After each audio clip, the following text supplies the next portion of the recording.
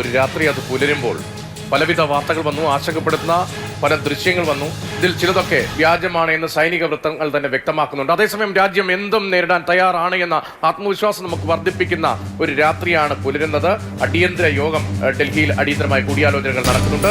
പാകിസ്ഥാന്റെ പ്രകോപനത്തിന് ശക്തമായ ഭാഷയിൽ നമ്മൾ തിരിച്ചടി നൽകുകയാണ്. തീർച്ചയായിട്ടും ഇന്നലെ സാംബ സെക്ടറിൽ പാക് ഭീകരവാദികൾ നുഴഞ്ഞു കയറാൻ ശ്രമിച്ചത് BSF ബോർഡർ സെക്യൂരിറ്റി ഫോഴ്സ് തകർത്തു. പാകിസ്ഥാൻ നിരന്തരമായ ഷെല്ലിംഗ് പൂഞ്ച് രജൌറി സെക്ടറിൽ നടത്തിക്കൊണ്ടിരിക്കുകയാണ്. സാധാരണ ഇന്ത്യൻ സിവിലിയന്മാർക്ക് നേരെ പാകിസ്ഥാൻ അതിർത്തിക്കപ്പുറത്ത് നിന്ന്, നിയന്ത്രണ രേഖയ്ക്കപ്പുറത്ത് നിന്ന് ഷെല്ലിംഗ് നടത്തുന്നു. അതേസമയം പാകിസ്ഥാൻ വിവിധ ഇന്ത്യൻ നഗരങ്ങളെ ലക്ഷ്യമാക്കി നടത്തിയ വ്യോമാക്രമണം സമ്പൂർണ്ണമായി പരാജയപ്പെട്ടു. ഇന്ത്യയുടെ 3 മിലിറ്ററി ബേസുകളെ ലക്ഷ്യമാക്കിയാണ് പാകിസ്ഥാൻ ഇന്നലെ രാത്രി 8:30 മിസൈലുകൾ തൊടുത്തത്. മിസൈലുകളും ഡ്രോണുകളും തൊടുത്തത്. ഇവയെല്ലാം നിഷ്പ്രഭമാക്കിയിരിക്കുന്നു. ഒരു മിസൈൽ പോലും ഇന്ത്യൻ ഭൂഭാഗത്ത് വീഴാത്ത വിധത്തിൽ. അതേസമയം നമ്മുടെ സൈനിക കരുത്ത് എത്രത്തോളമാണ്, നമ്മുടെ പ്രതിരോധ സംവിധാനങ്ങൾ എത്രത്തോളം അപ്ഡേറ്റ് ആണ് എന്നത് ലോകത്തിന് കാണിച്ചു കൊടുക്കുകയാണ്, പാകിസ്ഥാന് കാണിച്ചു കൊടുക്കുകയാണ്. പാക് തലസ്ഥാനത്തേക്ക് വരെ ആക്രമണത്തിന്റെ മുന നീട്ടാൻ നമുക്ക് കഴിഞ്ഞു. നമ്മൾ സധൈര്യം ദേശാഭിമാന ബോധത്തോടെ മുന്നോട്ട് പോവുകയാണ്. തീർച്ചയായിട്ടും FQ-9 എന്ന ചൈനീസ് നിർമ്മിത വ്യോമ പ്രതിരോധ സംവിധാനത്തെ വെട്ടിച്ചുകൊണ്ട് ഇന്ത്യയുടെ ഡ്രോണുകൾ ഇന്നലെ ഇസ്ലാമാബാദിലും റാവൽപിണ്ടി പാകിസ്ഥാന്റെ സൈനിക തലസ്ഥാനമാണ്. റാവൽപിണ്ടിയിലും ഇസ്ലാമാബാദിലും കറാച്ചിയിലും ഇന്ത്യൻ ഡ്രോണുകൾ ആക്രമണം നടത്തി. അങ്ങനെ സംഭവ ബഹുലമായ ഒരു രാത്രി കഴിഞ്ഞിരിക്കുകയാണ്. ഇനി ഔദ്യോഗികമായ ചില അറിയിപ്പുകൾ ലഭിക്കേണ്ടതുണ്ട്. വാർത്താ സമ്മേളനം നേരത്തെ 10 മണിക്ക് നിശ്ചയിച്ചിരുന്നു, അതിപ്പോൾ മാറ്റിയിട്ടുണ്ട്. അല്പസമയത്തിനകം തന്നെ ഔദ്യോഗികമായ വിശദീകരണം സർക്കാരിന്റെ ഉൾപ്പെടെ ഭാഗത്ത് നിന്ന് എന്തൊക്കെ സംഭവിച്ചു എന്ന കാര്യത്തിൽ വ്യക്തത അത് കൂടുതൽ ഉണ്ടാകുമെന്ന് നമ്മൾ പ്രതീക്ഷിക്കുന്ന മണിക്കൂറാണ്. നമുക്ക് വിശദമായി ഓരോ സംഭവങ്ങളും നോക്കാം. ബസന്ത് വിവരങ്ങളുമായുണ്ട്. ബസന്ത്, സംഭവ ബഹുലമായ ഒരു രാത്രിയായിരുന്നു ഇന്നലെ.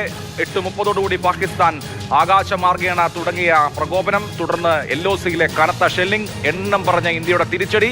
ആ രാത്രി പുലരുമ്പോൾ നമുക്കതിന്റെ ഔദ്യോഗികമായ കണക്കെടുപ്പുകൾ കൂടി ആവശ്യമുണ്ട്. ഔദ്യോഗിക വൃത്തങ്ങൾ ഇന്നലെ നടന്ന സംഭവ വികാസങ്ങളെ ചുരുക്കി എന്താണ് നൽകുന്ന വിവരങ്ങൾ?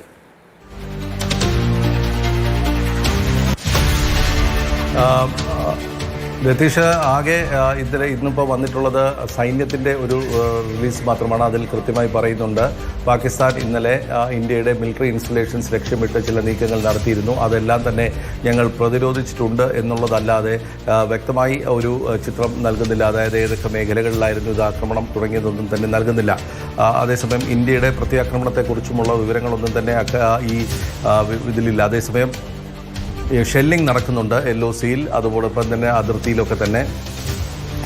അതിൽ പാകിസ്ഥാൻ ബങ്കർ തകർന്നതിൻ്റെ ഒരു ദൃശ്യം കൂടി പങ്കുവെച്ചുകൊണ്ടാണ് സേന ഇപ്പോൾ ഔദ്യോഗികമായിട്ട് പാകിസ്ഥാൻ ഇന്നലെ രാത്രി ഇന്ത്യക്ക് നേരെ ഡ്രോൺ ആക്രമണം നടത്തി എന്നുള്ള വിവരം പറയുന്നത്. അതേസമയം ഇന്നലെ രാത്രി ഏകദേശം 8 സ്ഥലങ്ങളിൽ 8 ഡ്രോൺ അറ്റാക്കുകൾ ഉണ്ടായി എന്ന് സേന വ്യക്തമാക്കിയിട്ടുണ്ട്. അവയെല്ലാം തന്നെ ഇന്ത്യ പ്രതിരോധിച്ചിട്ടുണ്ട് എന്നുള്ള ഒരു ഔദ്യോഗികമായി തന്നെ അറിയിക്കുകയും ചെയ്തിട്ടുണ്ട്. ഇന്ത്യ തിരിച്ചടിച്ചത് സംബന്ധിച്ച്, അതായത് പാകിസ്ഥാനിലെ ലാഹോറിലും അതോടൊപ്പം തന്നെ ഇസ്ലാമാബാദ് തുടങ്ങിയ സ്ഥലങ്ങളിലുമൊക്കെ ഇന്ത്യ ആക്രമിച്ചു എന്നുള്ള തരത്തിലുള്ള ഒരു കാര്യത്തിനും ഒരു സ്ഥിരീകരണവും സർക്കാരിൻ്റെ ഭാഗത്തു നിന്ന് വന്നിട്ടില്ല. ലാഹോറിലും ഇവിടെ ഇസ്ലാമാബാദിലുമൊക്കെ വലിയ നാശനഷ്ടങ്ങൾ ഉണ്ടായി എന്നുള്ള വാർത്തകൾക്കും ഒരു സ്ഥിരീകരണം നൽകാൻ സർക്കാർ തയ്യാറായിട്ടില്ല.